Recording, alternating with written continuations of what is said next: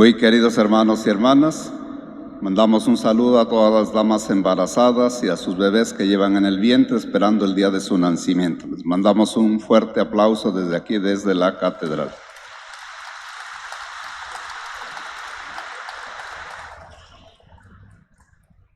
Y ahora levanten a todos los niños y niñas que también nos acompañan aquí en la catedral y a todos los que están allí en sus casas con sus papás, sus familiares, participando de esta celebración. Les mandamos también un fuerte aplauso.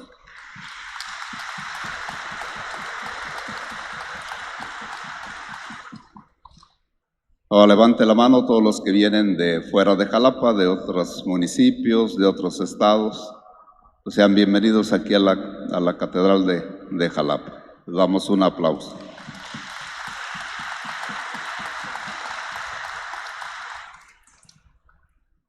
Y ahora levante la mano todos los que viven aquí en Jalapa, sean aquí nacidos o adoptados. A todos los jalapeños y jalapeñas ilustres les damos un aplauso y les damos la bienvenida.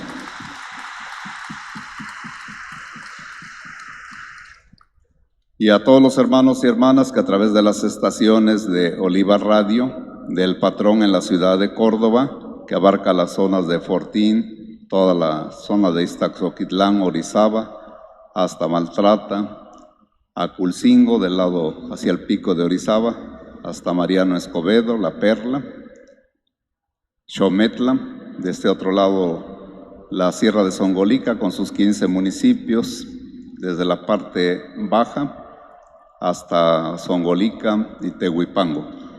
De este otro lado Coscomatepec, Huatusco, hacia abajo Yanga, después sigue Cuitlagua hacia el puerto de Veracruz, todo el litoral y la cuenca del Papaloapan. Les mandamos un aplauso, participan muchos de ellos.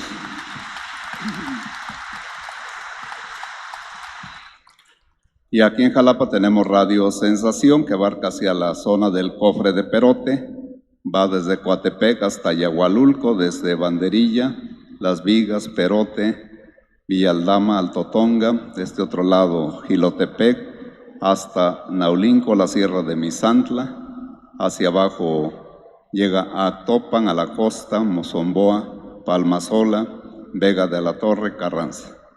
Les mandamos también un fuerte aplauso y les agradecemos que están con nosotros.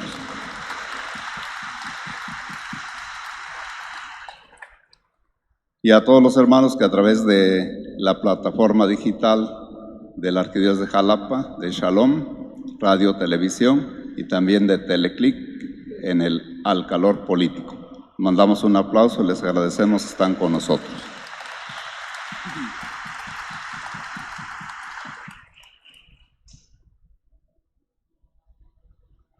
A ver, levante la mano los que ya fueron a la vacuna. Bueno, pues muy bien, ya veo que son varios. Les damos un fuerte aplauso a todos los que ya fueron a vacunarse.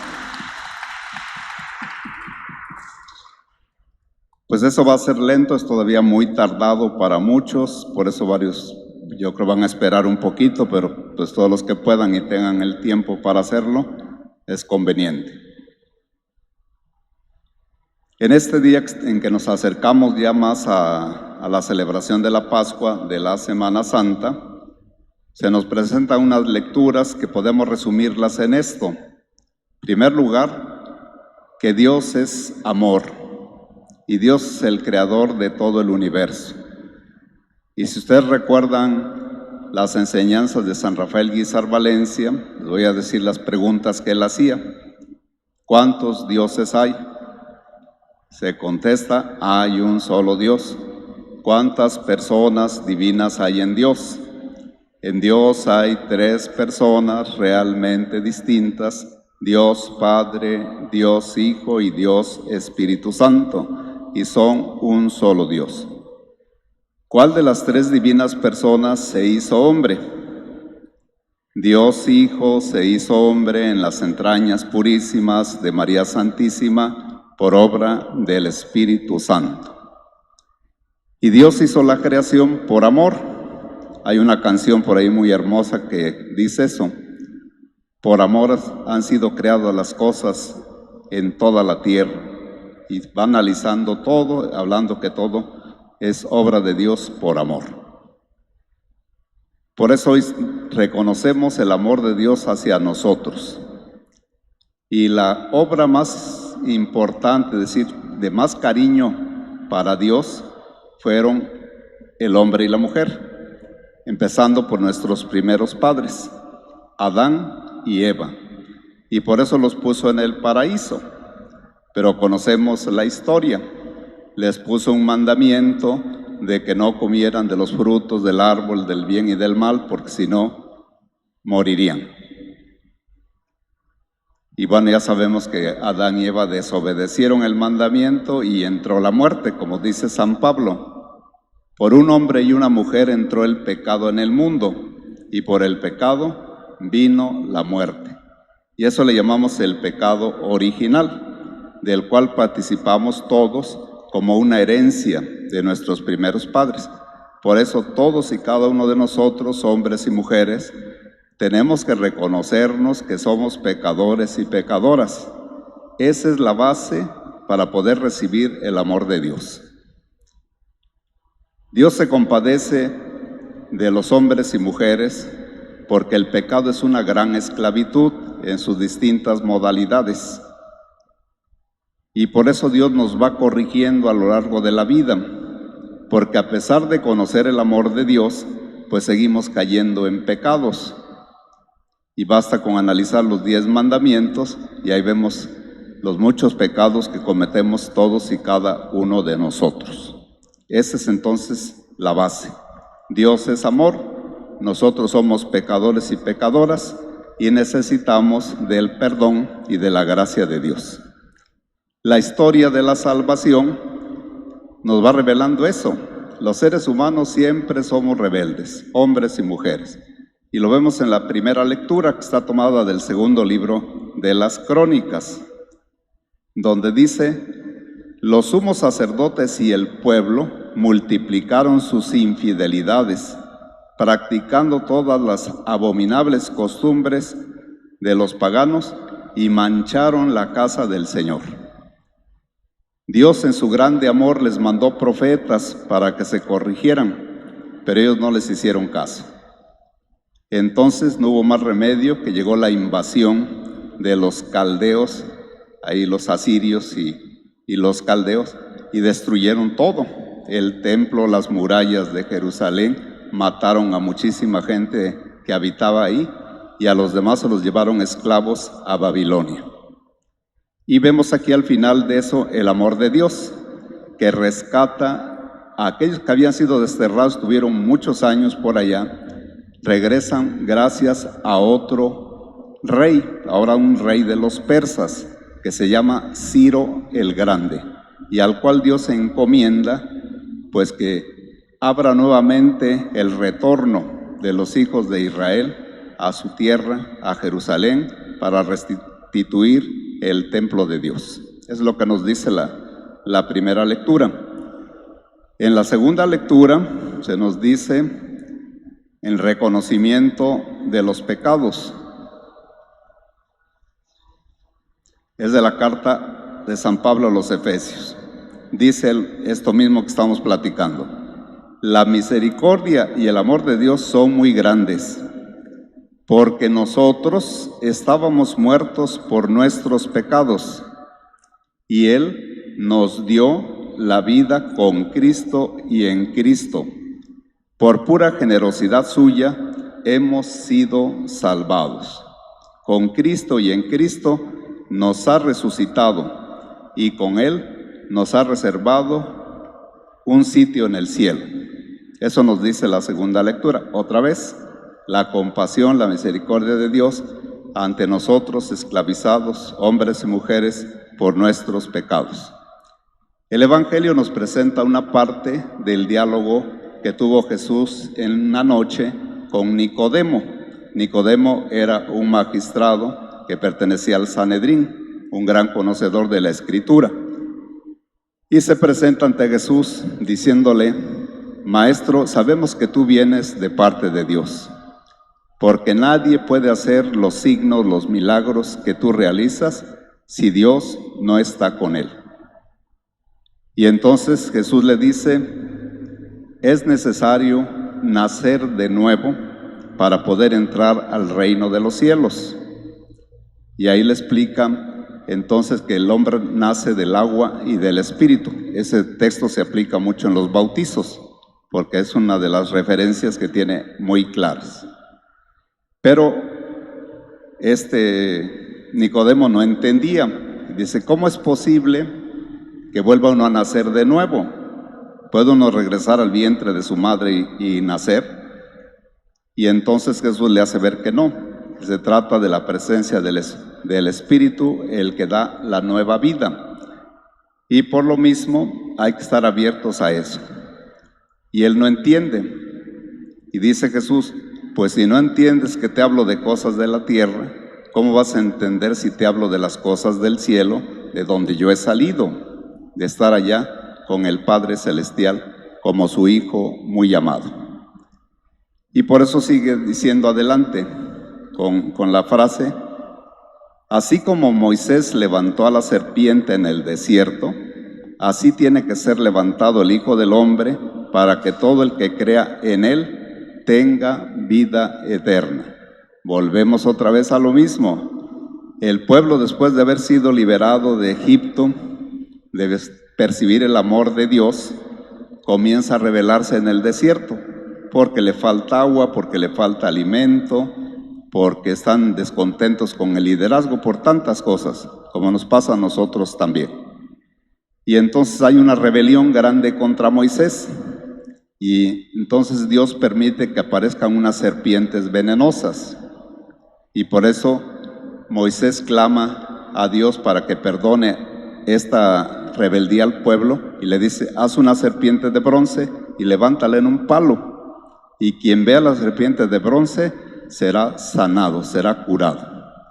Y por eso, haciendo una comparación, Jesús dice, así como en el desierto fue levantada la serpiente de bronce, el Hijo del Hombre, que es el mismo, va a ser levantado en la cruz, para que todo el que contemple a Jesús reciba la salvación. Ustedes se acuerdan que el Viernes Santo hay una ceremonia y se va descubriendo la cruz en 3 partes. Se pone aquí la cruz enfrente y dice, miren el árbol de la cruz donde estuvo clavado Cristo, el Salvador del mundo. Y después todos pasamos a adorar la Santa Cruz. Eso es exactamente lo que está diciendo ahí. Y nosotros tenemos el Vía Crucis, y allá acompañamos a Jesús hacia el Calvario, donde va a ser crucificado, pero siempre con la esperanza de la resurrección. Estos entonces podemos decir en esencia, se lo repito, Dios es amor, nos ama infinitamente, nos ha dado tanto a su Hijo y lo entregó a la cruz y a la muerte por nosotros, para que fuéramos liberados del pecado original y de los muchos pecados personales que tenemos todos y cada uno de nosotros. Vamos a escuchar ahora el siguiente cuentito, que se llama La serpiente de bronce, precisamente. Dice así: cuando Marco y David se disponían a dormir, le pidieron a su papá, don Enrique, que les contara un cuento o algo interesante. Él les dijo, les voy a contar una historia de la Biblia que está en el libro llamado de los Números. Pongan atención. Dios formó un pueblo y quiso mostrarle todo su poder para que creyera que había un solo y verdadero Dios. Lamentablemente el pueblo fue esclavizado por los egipcios durante muchos años, hasta que Dios lo liberó con la ayuda de un hombre llamado Moisés. Además le prometió que lo conduciría a una tierra maravillosa, a una tierra prometida. Marco preguntó, ¿y cómo lo llevó a esa tierra prometida? Su papá le contestó, les dijo a los israelitas que deberían cruzar el desierto para llegar a ella. Dios les hizo pasar muchas pruebas en el desierto porque quería hacerlos comprender que la libertad es algo muy valioso, pero que cuesta trabajo conseguirla. David preguntó, ¿y podrías decirnos qué pruebas tuvieron que pasar? El papá les explicó: miren, primero se enfrentaron a la falta de alimento, pero Dios no los abandonó. Les dio un alimento que se llamaba maná. También tuvieron momentos de sed, pero Dios hizo brotar agua de una roca. Los niños estaban sorprendidos con aquella narración y guardaban silencio. Don Enrique continuó: no obstante aquellos milagros, llegó un momento en que algunos miembros del pueblo se impacientaron y murmuraron contra Dios y contra Moisés. David preguntó: ¿y qué cosa es eso de murmurar? Su papá le explicó: es hablar mal de alguien. En aquel tiempo algunos desconfiaron de Dios y murmuraron contra él y contra Moisés. Entonces Dios les dio una lección. Hizo aparecer serpientes venenosas que con su mordedura hicieron perecer a muchos israelitas. Marco quería saber el desenlace y suplicó: por favor, dinos cómo terminó la historia. Su papá continuó la narración. El pueblo, arrepentido, acudió a Moisés y le dijo: pecamos al murmurar contra Dios y contra ti. Ruega por nosotros para que Dios aleje las serpientes. Moisés rogó al Señor y Dios le dijo: haz la figura de una serpiente y levántala en un palo. Quien haya sido mordido por las serpientes y mire la que tú hagas, vivirá. David comentó: Dios les dio una imagen mágica y poderosa. Ante aquel comentario, don Enrique, el papá de los niños, les aclaró: Moisés hizo la serpiente de bronce, pero ella no tenía ningún poder especial, era solo un signo. Recuerden que Dios es el único que tiene el poder de salvarnos, pero no lo puede hacer si no cuenta con nuestra fe. Los niños comprendieron que quienes miraban las serpientes sin fe no podían salvarse y dijeron: a ver, ya entendimos, la serpiente no era la que curaba, era el poder de Dios y la fe de los creyentes. Así fue, dijo don Enrique, y enriqueció la narración diciendo: cuando Jesucristo vino al mundo, habían pasado más de 1000 años de aquella historia. Sin embargo, él volvió a recordar que aunque Dios quiere la salvación de todos, sin nuestra fe no puede hacerlo. Marco exclamó: lo mismo que en tiempos de la serpiente. Don Enrique asintió y dijo: por eso Cristo dijo: de la misma manera en que Moisés levantó la serpiente de bronce en el desierto, el Hijo del Hombre tiene que ser levantado en alto para que todo el que crea en él tenga vida eterna. David comentó: ahora comprendo que sin fe no podemos salvarnos, pero ¿por qué Cristo dijo que tenía que ser levantado en alto como la serpiente de bronce? Antes de que contestara don Enrique, Marco tomó la palabra y dijo: Cristo anunciaba que él también iba a ser levantado en el madero de la cruz y que los que no creyeran en él no podrían salvarse. Don Enrique dijo: vas comprendiendo muy bien, pero las palabras de Jesús tenían además otro significado. Él tenía que ser levantado de la tierra y llevado nuevamente al cielo, resucitar después de su muerte para salvarnos y darnos la vida eterna. David comprendió todo muy bien y concluyó: por eso Jesús dijo: el Hijo del Hombre tiene que ser levantado en alto para que todo el que crea en él tenga vida eterna. Don Enrique les dio un beso a sus hijos, los cobijó y salió de la habitación. Los niños dirigieron su mirada al crucifijo que estaba cerca de su cama y dijeron juntos: Jesús, nosotros sí creemos en ti y sabemos que tú nos vas a dar la vida eterna. Muy queridos hermanos y hermanas, la cruz es la causa de salvación para todos nosotros. Sin no aceptar la cruz, nadie de nosotros se puede salvar. Todos necesitamos tener fe en la cruz de Cristo para poder participar de su muerte y hacernos partícipes también de su resurrección. Que así sea.